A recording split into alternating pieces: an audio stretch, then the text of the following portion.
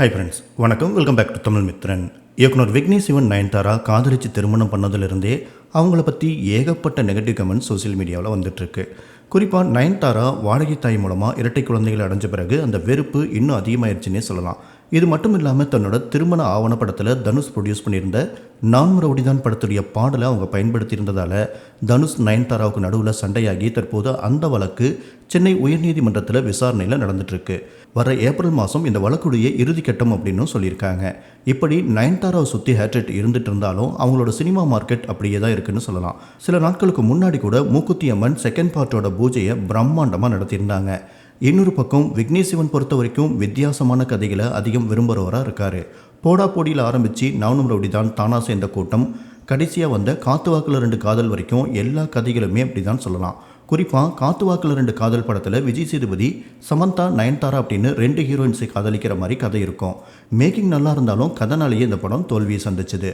அதுக்கப்புறமா அஜித் சாரை வச்சு பண்ணிருந்த படமும் கைவிடப்பட்ட நிலையில் சொந்த தயாரிப்பிலேயே படம் எடுக்கலாம் அப்படின்னு முன் வந்து லவ் இன்சூரன்ஸ் கம்பெனி அப்படிங்கிற படத்தை விக்னேஷ் சிவன் எடுத்துட்டு இருக்காரு.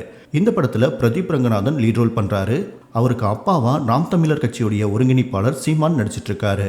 ஆரம்பத்தில் இந்த படத்துடைய கதை சிவகார்த்திகேயன் கிட்ட போய் நிராகரிக்கப்பட்டதாகவும் டாக்ஸ் இருக்கு.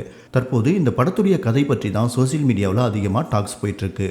அதாவது ஹீரோ பிரதீப்பும் அவருக்கு அப்பாவா நடிக்கிற சீமானும் ஒரே பெண்ணை காதலிக்கிறதான் படத்தோட கருவாமா. இது ஒரு டைம் டிராவல் படம் அப்படிங்கிறதால அப்பா மகன் 2 பேருமே டைம் டிராவல் மூலமாக காலத்தை கடந்து பயணம் பண்ணி ஒரே பெண்ணை காதலிக்கிறாங்க அப்படின்னும் அந்த பெண் ஒரு விலைமாது அப்படிங்கிற மாதிரியும் கதை பண்ணியிருக்காங்களாமா.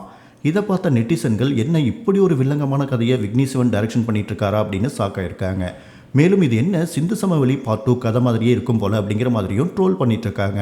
ஏற்கனவே நயன்தாரா அம்மன் கேரக்டரில் நடிச்சிட்டு இருக்கிற நிலையில் அவங்க குடும்பமே அம்மனுக்காக விரதம் இருந்துட்டு இருக்காங்க அப்படின்னு தயாரிப்பாளர் ஐசரி கணேஷ் சொல்லியிருந்தாரு. இது மட்டும் இல்லாமல் நயன்தாரா எந்த போஸ்ட் போட்டாலும் ஏகப்பட்ட நெகட்டிவ் கமெண்ட்ஸ் குவிஞ்சிட்டு இருக்கு. இப்படி ஒரு சூழ்நிலையில் விக்னேஷ் சிவன் இந்த மாதிரி வில்லங்கமான கதையை தான் படமாக எடுத்துட்டு இருக்காரு அப்படின்னு சோசியல் மீடியாவில் பரவிட்டு இருக்கிறதால நயன்தாரா செம்ம அப்செட்டில் இருக்காங்களாமா. எப்படி இவ்வளோ அலட்சியமாக இருக்காங்க, எப்படி கதை லீக் ஆச்சு, இத்தனைக்கும் இது ஓன் ப்ரொடக்ஷன் வேறு, டீம் என்ன தான் பண்ணுறாங்க அப்படின்னு அப்செட்டில் இருக்காங்களாமா. ஏற்கனவே நயன்தாரா அம்மன் கேரக்டர் பண்ணிட்டு இருக்கிற நிலையில் லீக்கான இந்த கதையால் தன்னை பற்றின ட்ரோல்ஸ் இன்னமும் அதிகமாகும் அப்படின்னு நினைக்கிறாங்களாமா.